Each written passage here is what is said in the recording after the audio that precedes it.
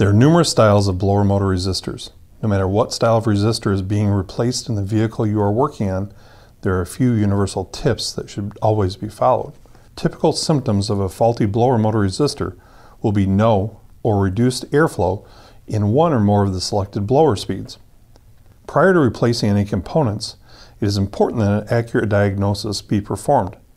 Always verify that power, ground, and the proper control signal is present.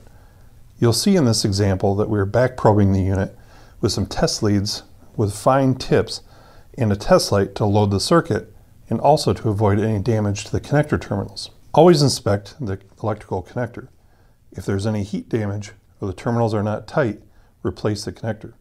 Failure to do so will result in excessive resistance and most likely a repeat failure of the new resistor.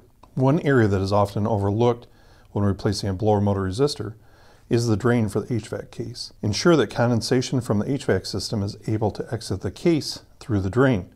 If it doesn't, the water will damage the new resistor. When the blower motor resistor and associated components are removed, inspect for any debris which may have caused the original failure and may cause a repeat failure. The HVAC case must be free of all debris before installing the new components. Not all vehicles come equipped with a cabin air filter, but on the ones that do, make sure to replace the filter with a good quality filter at the same time as you're replacing the resistor. Do not eliminate the filter, as the system is calibrated based on the filter being in place. Removing the filter will allow excessive airflow to the motor, causing it to draw too much current and damaging the new resistor.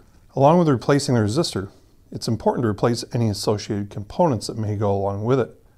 In this example, the resistor came with a pigtail connector, so we're going to go ahead and replace that along with the blower motor itself, since that was probably the actual cause of the resistor failure in the first place.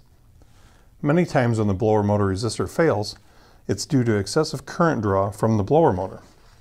Don't ever just plug in a new resistor and allow it to hang by the wiring to see if it solved the problem. The resistor needs airflow across it to keep it cool. If it is powered up while not in the path of the blower motor, it will most likely burn up.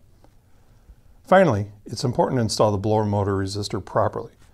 Ensure that all of the fasteners are in place and the unit is sealed against the HVAC case. When you've completed all of these steps and replaced the blower motor resistor and all associated components, it is important to verify that the system is operating properly in all speeds prior to completing the job and handing the keys back to the customer. Thank you for taking the time to view this video, and we're sure that these tips will assist you in a more successful blower motor resistor repair.